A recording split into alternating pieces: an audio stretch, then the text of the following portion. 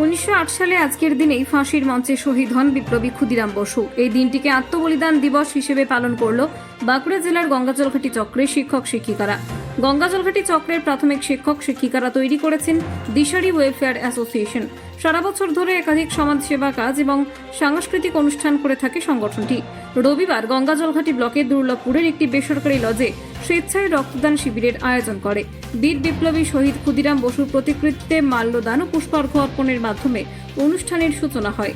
এদিনের এই রক্তদান শিবিরে পুরুষ ও মহিলা মিলে মোট ৪৫ জন রক্তদাতা রক্তদান করেন। প্রত্যেক রক্তদাতার হাতে সার্টিফিকেট এবং পুরস্কার তুলে দেওয়া হয় সংগঠনের পক্ষ থেকে। গঙ্গাজলঘাটি চক্রের শিক্ষক শিক্ষিকাদের এই ধরনের উদ্যোগকে সাধুবাদ জানিয়েছেন এলাকার শুভবুদ্ধি সম্পন্ন মানুষেরা।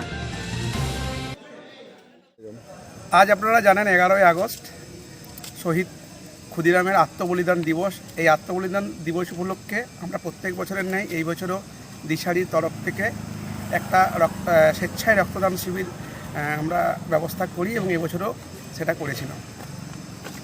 মূলত কারা এই উদ্যোগ নেয়? এই উদ্যোগের পিছনে আমাদের একটা টিম রয়েছে, যেটার নাম দিয়েছি দিশারি ওয়েলফেয়ার অ্যাসোসিয়েশন। অ্যাকচুয়ালি আমরা হচ্ছি গঙ্গাজলঘাটি চক্রের বিভিন্ন শিক্ষক শিক্ষকবৃন্দ এই কর্মের সাথে যুক্ত রয়েছি এবং প্রত্যেকের সাহায্য এবং উপস্থিতির মাধ্যমে আমরা অনুষ্ঠানটা করে থাকি। আগামী দিন আর কি চিন্তাভাবনা রয়েছে?